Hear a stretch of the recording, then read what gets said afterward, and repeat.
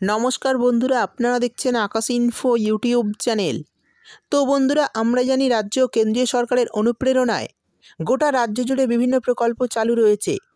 আর সেই সব প্রকল্প থেকে সাধারণ ও খেটে খাওয়া মানুষ আর্থিক সুবিধা পাচ্ছে। ঠিক একইভাবে এই এপ্রিল মাসেও সরকারি প্রকল্পের সুবিধা থেকেও বঞ্চিত থাকছে না আমজনতা। নবান্নের তরফে তালিকা দিয়ে জানিয়ে দেওয়া হয়েছে যে এই মাসে কোন কোন সামাজিক প্রকল্পের টাকা সাধারণ মানুষের অ্যাকাউন্টে দিতে চলেছে সরকার। এর ফলে সাধারণ ও খেটে খাওয়া মানুষ অনেকটাই উপকৃত হবে।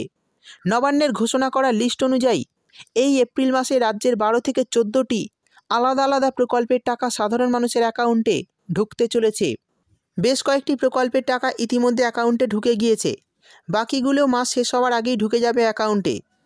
মাসের শুরুতেই সরকার এই আর্থিক অনুদান ব্যাঙ্ক অ্যাকাউন্টে ঢোকার কথা ঘোষণা করলে সাধারণ মানুষের অনেকটাই সুবিধা হয়, কারণ সাধারণ মানুষ জানতে পারেন যে এই মাসে তিনি সরকারের থেকে কত টাকা সাহায্য পেতে চলেছেন। তো বন্ধুরা, এই মাসে যে 12 থেকে 14টি প্রকল্পের মধ্যে কোন কোন প্রকল্পের টাকা আপনারা পেতে চলেছেন তা আজকের ভিডিওতে আমি আপনাদের জানিয়ে দেব, এবং যারা এখনও এই সমস্ত প্রকল্পের সুবিধা পাননি তারা কিভাবে সুবিধা পাবেন সেটাও বলে দেব। তাই ভিডিওটি একটু স্কিপ না করে পুরোটা দেখবেন। আর ভিডিওটি দেখার সাথে সাথে যদি আপনি আমাদের চ্যানেলে নতুন এসে থাকেন তাহলে ভিডিওর নিচে যে সাবস্ক্রাইব বাটনটি আছে সেটি ক্লিক করে চ্যানেলটিকে সাবস্ক্রাইব করে দিন, আর পাশে থাকা নোটিফিকেশান বেলটি অন করে রাখুন এই ধরনের গুরুত্বপূর্ণ ভিডিও সবার আগে পাওয়ার জন্য। তো চলুন বন্ধুরা, ভিডিও শুরু করা যাক। তো বন্ধুরা, চলুন দেখে নেই এপ্রিল মাসে কোন কোন প্রকল্পের টাকা ঢুকতে চলেছে অ্যাকাউন্টে।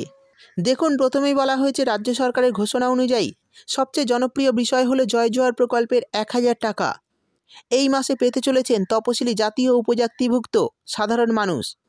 তো যারা জয় জোহার প্রকল্পে নাম নথিভুক্ত করে রেখেছেন তারা 1000 টাকার একটি কিস্তি এই এপ্রিল মাসে পাবেন।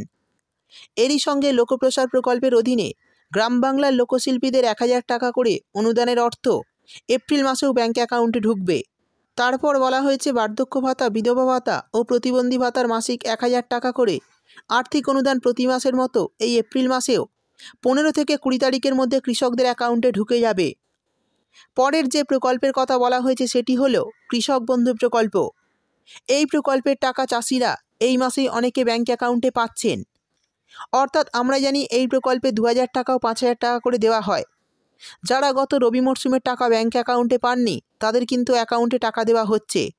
সেই সঙ্গে 2025 সালের প্রথম কিস্তি অর্থাৎ খরিফ মরশুমের টাকা খুব শীঘ্রই উপভোক্তাদের অ্যাকাউন্টে চলে আসবে। তো যারা এখনও এই কৃষক বন্ধু প্রকল্পে নাম নথিভুক্ত করেননি তারা অবশ্যই আগামী দুয়ারে সরকার ক্যাম্পে এই প্রকল্পের জন্য নাম নথিভুক্ত করতে পারেন। এরপর বলা হয়েছে কন্যাশ্রী ও রূপশ্রী প্রকল্পে নির্ধারিত বয়স হয়ে গেলে 25,000 টাকা এই মাসেই দিয়ে দেওয়া হবে। তারপর বলা হয়েছে কৃষকদের বার্ধক্য ভাতা। এই প্রকল্পে 1000 টাকাও এপ্রিল মাসে অ্যাকাউন্টে ঢুকবে। সেই সঙ্গে পুরোহিত ভাতার 1500 টাকা এবং ইমাম ভাতার, মজ্জেম ভাতার টাকাও এই এপ্রিল মাসে অ্যাকাউন্টে ঢুকবে। অর্থাৎ যারা এই সমস্ত প্রকল্পে আবেদন করে রেখেছেন তারা কিন্তু অ্যাকাউন্টে এই সমস্ত প্রকল্পের টাকা পেয়ে যাবেন। আর এই সমস্ত প্রকল্পের টাকা 15 থেকে 20 তারিখের মধ্যে অ্যাকাউন্টে চলে আসবে। এছাড়াও চা শ্রমিক পরিবারগুলি রাজ্য সরকারের আর্থিক অনুদানের টাকা এই মাসেই পাবেন। এরপর বলা হয়েছে লক্ষ্মীর ভাণ্ডার প্রকল্প। পশ্চিমবঙ্গের সবচেয়ে জনপ্রিয় প্রকল্প এই লক্ষ্মীর ভাণ্ডার। এই প্রকল্পের মাসিক অনুদান এই মাসেও দেওয়া হবে। এই মাসেও রাজ্যের 2,21,00,000 মহিলার ব্যাঙ্ক অ্যাকাউন্টে টাকা দিয়ে দেওয়া হবে। ইতিমধ্যে কিছু কিছু মহিলা টাকা পেয়েছেন, যারা পাননি তাদের অ্যাকাউন্টে খুব শীঘ্রই দেওয়া হবে।